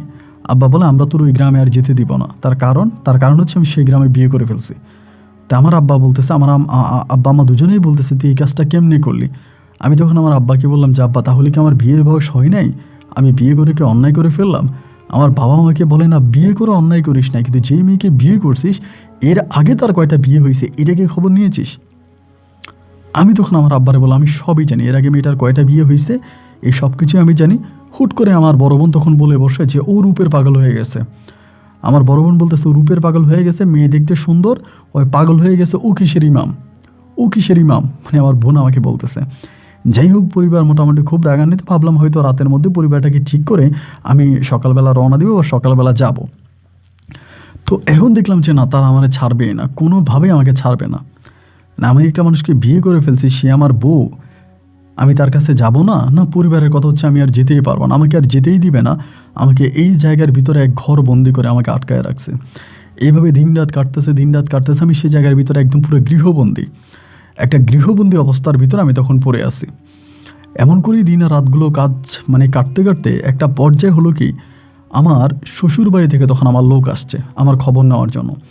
আসার পরে আমার আব্বা তখন একই কথা বলতেছে, মেয়ের সঙ্গে কাবিন হয়েছে কয় লাখ টাকা, কাবিন যা হয়েছে কাবিনের টাকা আমরা দিয়ে দিব, আমরা আমাদের ছেলেকে আর দিব না, আপনি মেয়ের পরিবারকে বলে দেন। মানে আমার আব্বা তখন আমার ওই শ্বশুর বাড়ির লোকজনের সাথে খুব খারাপ ব্যবহার করে, এবং খারাপ ব্যবহার করে আব্বা তাদেরকে বিদায় করে দেয়। তো বিদায় করে দেওয়ার পরে তারা তো তখন চলে যায়, এই দিয়ে আমি কোর্ট থেকে বের হইতে পারি না। মানে আমার কথা হচ্ছে, আরে মেয়েটার তো কোনো দোষ নাই, আমি তো জানি মেয়েটার সঙ্গে কী হচ্ছে, আমি তো এখানে একটা লাড়া দিয়ে আসলাম, আমি তো একটা নাড়া দিয়ে আসলাম, এখন তো এই খারাপ জিনটা না জানি মেয়ের কী ক্ষতি করতেছে, মেয়েটার তো মনে হয় শেষ করে ফেলতেছে, মেয়েটার তো মনে হয় শেষ করে ফেলতেছে, এভাবে তো কাটতে পারে না, না না আমি এটার একটা বিধি ব্যবস্থা করব, এটার একটা ভালো ব্যবস্থা আমি করব। এই করে আর এই দিক দিয়ে নাজমাও কান্নাকাটি করতেছে। আমার নাজমা কিন্তু আমাকে অসম্ভব রকমের ভালোবেসে ফেলছে, কয়েকদিন তার সঙ্গে ছিলাম, সে আমাকে পাগলের মতো ভালোবাসছে। সপ্তাহখানিক আমাকে আটকায় রাখছে, সপ্তাহখানিক আটকায় রাখার পর আমি একদিন রাগারাগি করেই চলে গেছি এখান থেকে, আব্বা আমার সঙ্গে রাগারাগি করেই আমি চলে গেছি। যাওয়ার পরে নাজমা আমাকে জড়াই ধরে প্রচুর কাঁদলো, আপনি কেন আসেন নাই, কী কারণে আসেন নাই, আপনি তো জানেন আমি আপনাকে ছাড়া কিছু বুঝি না, খুব ইয়ে করলো। তাই আমি বললাম ঠিক আছে, এখন তো আমি আসি, ঠিক আছে। এইভাবে প্রায় 3 মাসের মতো আমি তার বাড়িতে ছিলাম। 3 মাসে আমার কোনো বাচ্চা কাচ্চা হয়নি, তা আল্লাহ জানে কেন হয়নি, কিন্তু এই 3 মাসে এটা প্রচুর জ্বালাইছে, মানে জ্বালাইছে, এত জ্বালানি জ্বালাইছে যে জ্বালানি বলার মতো না। তো এমন করে 3 মাস পরে এবার হঠাৎ করে একদিন, তখন আবার আমাদের মানে বাজারে যে মোবাইল আছে, বাজারের মোবাইলে কিন্তু আমার আব্বা ফোন করতো, বাজারের মোবাইলে ফোন দিয়ে আমার আব্বা রাতের তখন আপনার 11টা কি 11:30টার মতো বাজে, আমাকে ফোন দিয়ে আমার আব্বা কান্না করতেছে আর বলতেছে তোর মা আর নাই রে, তোর মা মারা গেছে। তখন ধরেন আমার অবস্থা এতটাই খারাপ হয়ে গেছে যে আমার আম্মা মারা গেছে, আমি আর সহ্য করতে পারি না। যে ওই রাতটা আবার অমাবস্যা রাত ছিল, অমাবস্যা রাত খুব খারাপ একটা রাত। তো সেই রাতে আমি তখন চিন্তা করছি আমি বাড়ি যাবো, যেহেতু আমার আম্মা মারা গেছে, আমি আম্মার লাশ সকালবেলা জানাজা পড়বো, আমার আম্মার লাশ দাফন করবো। তো ধরেন এখান থেকে আমাদের বাড়ির দূরত্ব অনেক বেশি, কোথায় যশোর কোথায় খুলনা। তো এরপর আমি তখন চিন্তা করছি যে না আমি যাবো। 11টার দিকেই তখন আমি আমার শ্বশুর বাড়িতে খবর পাঠালাম যে আমি চলে যাব। যদি আমার শ্বশুর আমার সঙ্গে যেতে চাইছিলাম, ওনাকে নিয়ে আমি একে রওনা দিছি। তো ওই রাতে আবার অমাবস্যা রাতের বেলায় দেখবেন আকাশ খুব মেঘলা থাকে, একটু বৃষ্টি বৃষ্টি ভাব থাকে, এমন একটা পরিস্থিতি থাকে। এই পরিস্থিতির মধ্যে তখন রওনা দিলাম। রওনা দেওয়ার পরে আমি বাসে উঠছি, এবং ওঠার পরে রাত আপনার 4টা কি 4:30 বাজে, এইরকম একটা সময় আমি তখন বাস থেকে নামছি। তো সে রাতের বেলায় কোনো কিছু পাইতেছি না, কিন্তু আম্মা তো মারা গেছে, মনটা খুব খারাপ, কান্নাকাটি করতেছি। আমি দিলাম রওনা, আমি আম্মারা দেখতে যাব। 4টা কি 4:30 হবে না, তার থেকে আগে হবে, আমি ঠিক জানি না ভাই। মানে ওই সময় আর ঘড়ির দিকে ওভাবে তাকাই নেই, হাঁটা শুরু করছি। হিন্দু একটা পাড়া আছে, হিন্দু পাড়াটার কাছাকাছি গেছি ভাই, ওইটা আমার এমনভাবে ধরছে, রাস্তা এমনভাবে আটকাইছে, আমি কোনোভাবেই এখান থেকে বেরোতে পারতেছি না। মানে আটকাইছে রাস্তার মধ্যে, এমনভাবে আইসা আমারে মানে সামনে দিয়ে ধরছে সাপের মতো করে। আমি খুব কষ্ট করে আছি, সে বাতাস দিতেছে, তুফান দিতেছে, মানে রাস্তার মধ্যে আমার বাঁচার কোনো সুযোগ নাই। মনে হয় যেন আমাকে এখনই মেরে ফেলবে, এবং আমাকে এখনই পিষাই ফেলবে, এমন একটা অবস্থা। প্রচণ্ড রকমের বাতাস দিচ্ছে, বাতাসের শব্দে আমি এখানে দাঁড়াই থাকতে পারতেছি না, খুব খারাপ একটা অবস্থা। কি করব না করব বুঝতে পারতেছি না। ওই জায়গার মধ্যে দাঁড়ায় আছো, কী করে আমি দেখি ওর কতটুকু করার কি আছে, আমি এটা দেখি। আমি একরকম রাগ করে জায়গার মধ্যে দাঁড়াইছি যে তুই কি করবি আমি দেখি। ভাই সময় যত সামনের দিকে যাচ্ছে, ওর জ্বালানি আরও বাড়তেছে, ডিস্টার্ব আরও বাড়তেছে, ও আমার এখানে পিষাই ফেলবে। মানে এত বাতাস দিতেছে যে জায়গায় দাঁড়িয়ে থাকা আমার জন্য দায় হয়ে যাচ্ছে। একটা পর্যায়ে আমি তখন করলাম কি, চিন্তা করতেছি এখানে তো যেভাবে আমাকে জ্বালাইতেছে, কতক্ষণ আমি নিজেরাই ঠিক রাখবো। আমি একটা কাজ করি, পাশের একটা বাড়ি দেখতে পেলাম। তো পাশের একটা বাড়ি দেখতে পেলাম, চিন্তা করলাম যে আপাতত এই বাড়ির মধ্যে আমি আশ্রয় নেই, ফজরের পরে আমি চলে যাব, এরকম একটা চিন্তা ভাবনা করছি। আবার এটা কিন্তু আমার শরীরের উপরে বসছিল, মানে আমার শরীর খুব ব্যথা করে ফেলছে, মানে শরীর প্রচণ্ড রকমের ব্যথা। এরপর আমি তখন আস্তে আস্তে করে বাড়ির দিকে গেলাম। বাড়ির দিকে যাইয়া, বাড়িটা একা একটা বাড়ি ছিল, আশেপাশে তেমন কোনো বাড়িঘর নাই, মোটামুটি রাস্তার পাশে একাই একটা বাড়ি। তো সেই বাড়িতে গিয়ে ডাক দিলাম যে বাড়িতে কেউ আছেন, কয়েকটা বার ডাক দিলাম। দেওয়ার পরে একটা মহিলা তখন দরজা খুলছে। মহিলাটার কোলে একটা বাচ্চা আছে, যার বয়স আনুমানিক হয়তো 4-5 মাসের মতো হবে, বা হয়তো তার থেকে একটু বেশি হতে পারে। মহিলা আমাকে বলে, কে আপনি? হারিকেন হাতে মহিলা দাঁড়ায় আছে, আমার পুরো শরীর ভিজা, তো কোনো বৃষ্টি নেই, কোনো কিছু নেই, কিন্তু শরীর ভিজা কেন? মহিলা বলে, কী ব্যাপার, আপনার শরীর ভিজা কেন? আমি বললাম যে দেখেন আমার শরীরটা ভিজে গেছে, ওইটা পানি দিয়ে আমার ভিজাই দিচ্ছিলাম, যে আপনার ঘরে একটু কিছু কি আছে, আমার শরীরটা একটু মুছবো। তো মহিলা আমারে বলে, তা আমি আপনাকে চিনি না। আমি বললাম যে অমুক গ্রামে আমার বাড়ির ঠিকানা বলছি। বলে আচ্ছা ঠিক আছে। আর যেহেতু হুজুর মানুষ, মুখে দাড়ি আছে, পাঞ্জাবি আছে, টুপি আছে। মহিলা তখন বললো যে ঠিক আছে ভিতরে আসেন। ভিতরে গেলাম, তার এই রুমটার মধ্যে 2টা রুম ছিল, এই একটা রুম, এই একটা রুম। তো সে আমাকে পাশের রুমে দিছে, দেওয়ার পর আমারে বললো, হুজুর একটা কাজ করেন, এই গামছা দিল যে আপনি শরীরটা মোছেন এবং মুছে আপনার পাঞ্জাবিটা খুলে শরীরটা মোছেন। তখন শেষ রাতের দিকে আর কি আমার একটা চিন্তা ভাবনা, ফজরের নামাজটা পড়ে বা ফজরের নামাজ আজানটা দিলে আমি বেরিয়ে যাব। এই মাত্র সবে মাত্র ধরুন আমি পাঞ্জাবিটা খুললাম, খুইলা শরীরটারে মুছতেছি এমন তো একটা সময়ের ভিতরে কে জানে এসে দরজা ধাক্কাইতে শুরু করলো, মানে দরজায় ঠোকা মারছে। তো শেষ রাতের দিকে তখন দরজা ঠোকা মারছে, আমি তখন চিন্তা করলাম কে জানি নাকি আবার ওই খারাপ জিনটা। এমন সময় মহিলা দরজা খুলছে, খোলার পরেই লোকটা দেখলো যে এরকম ভিজা, মানে ঘরের মধ্যে যে আমি ঢুকলাম ভিজা। সে বলে ঘর ভিজা কেন? তখন তাদের ওই ঘরটা মাটির ঘর ছিল আর কি। মহিলা কিছু বলে না বলার পরেই একটা লোকের কণ্ঠ পাইলাম, লোকটা তখন দৌড়ে আমার রুমে আসছে, আইসে দেখে যে আমার এরকম পাঞ্জাবি খোলা, আমি শুধুমাত্র প্যান্টটা পরে আছি। এর মধ্যে এসে আমাকে ধরে বসছে, ধৈর্য এখানে আমাকে মারা শুরু করছে, মানে মারতেছে যে মারার মতো মারতেছে। মহিলা এসে ধরতেছে না, তার চিৎকার চেঁচামেচিতে ফজরের আগ মুহূর্ত টাইম তখন ভাই এবার পুরো পাড়ার মানুষ উঠে যায়, গ্রামের মানুষ সবাই উঠে যায় এবং উঠার পরে সবাই তখন আইসা আমারে ধরে আমাকে মারা শুরু করছে। উঠানের মধ্যে আমাকে বাঁধার পরে মহিলা আর কোনো কিছু বলে না, মহিলা দাঁড়ায় আছে। আমি বললাম দেখেন বাড়িতে আমার মায়ের লাশ পড়ে আছে, আমার মা মারা গেছে, আমি মায়ের লাশ দাফন করতে যাচ্ছি, আমার বাবা অমুক গ্রামের মানুষ, আমি পরিচয় দিলাম। তাদের কথাই একটা যে আমি মহিলার সঙ্গে খারাপ কাজ করার জন্য ঘরে ঢুকছি। আমি বললাম এই মহিলার সঙ্গে আমার কোনো সম্পর্ক নাই এবং বাড়িতে আমার মা মারা গেছে, আমার লাশটা আমি দাফন করে আসি, আমার মায়ের লাশটা আমি অ্যাটলিস্ট দাফন করে আসি, আপনারা আমাকে বাড়িটা পর্যন্ত যাওয়ার সুযোগ দেন। আমার কোনো অপরাধ নাই, কোনো অন্যায় নেই, আসলে রাতের বেলা আমি একটা বিপদে পড়ে এই ঘরের মধ্যে আসছি। সবাই বলতেছিল তখন তুই বিপদে পড়লে ভালো কথা, তো শরীর ভিজা কেন? তাদের কথা আমি মহিলার সঙ্গে খারাপ কাজ করছি, কইরে আমি গোসল করছি। কিন্তু ভাই আমার তো এরকম কিছুই না, তুই মহিলার সঙ্গে খারাপ কাজ করে তুই গোসল করছিস, তোর শরীর ভিজা। আমি বারবার বলাচ্ছি যে না আসলে এরকম কিছু না, আপনারা ভুল বুঝতেছেন। কে শোনায় কার কথা? তুই সকালবেলা আমাকে তারা ছাড়তেছে না, আমি চিৎকার করে কান্না করতেছি, আমার ছাইরে দেন, আমি মায়ের লাশটা দাফন করি।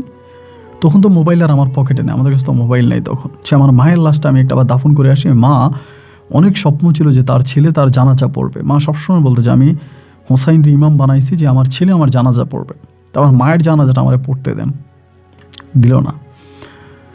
তারা কোনো লোকও পাঠাইলো না, দুপুর পর্যন্ত আমাকে এখানে আটকায় রাখলো। দুপুরের পরে তারা শর্ত দিল যে শর্ত একটাই, আপনার পরিবার থেকে আপনার লোক আনেন, তা আপনার আমার পরিবারে যান। তারা আমার পরিবারে গেছে, পরিবারে যে লোক যাওয়া আসা সেটা তো একটা সময়ের ব্যাপার। সারাদিন কিন্তু তারা কোনো লোকও পাঠায় না, যায় নাই, তারা দুপুরে গেছে। যাওয়ার পরে সেখানে 2টা লোক গেছে, যে আমার পরিবারের খবর নিয়ে তারা এসে বলতেছে আমরা গেছি এবং কি ওনার মায়ের জানাজা পড়ে আসছি। তখন আমি এই বাড়িতে বাঁধা, তার মায়ের জানাজা পড়ে আসছে, তারা আইসা বলছে। বলার পরেই লোকটা তখন আমার হাতটা ছেড়ে দিল। হাতটা ছেড়ে দেওয়ার পরেই সবাই বলল হুজুরকে ছেড়ে দাও, আমাকে ছেড়ে দিছে। তখন আমি কান্না করতেছি, লোকটা শুধু একটা কথাই বললো যে তুই চলে যাবি, যা। আমার বউ যেহেতু তোর সঙ্গে খারাপ করছে, আমি আমার বউয়ের তালাক দিলাম, 1 তালাক 2 তালাক 3 তালাক সে আমার সামনেই দিয়ে দিল। আমি আর এসবের দিকে কোনো ধার ধারিনি। আমি তখন দৌড়ে বাড়িতে গেলাম, গিয়ে দেখি যে আমার মায়ের লাশ দাফন হয়ে গেছে। মায়ের কবরের কাছে গিয়ে কান্না করতেছি, চিৎকার করে কান্না করতেছি। যেটা আমি কি করলাম, মায়ের কবরের কাছে বসে বসে কান্না করতেছি। কান্না করার পরে মনটা তখন খুব খারাপ হয়ে গেল যে আমার মায়ের এভাবে মৃত্যু হয়ে গেল, আমার মায়ের এভাবে মৃত্যু হলো, আল্লাহ কী কারণে চলে গেল আমার মা। কান্নাকাটি করলাম, করার পরে বাড়িতে 2 দিন পরে আসি। তখন আমার শ্বশুর আসছে, আমার শ্বশুর বাড়ি থেকে লোক আসছে, কিন্তু আমার ওয়াইফ আসে নাই।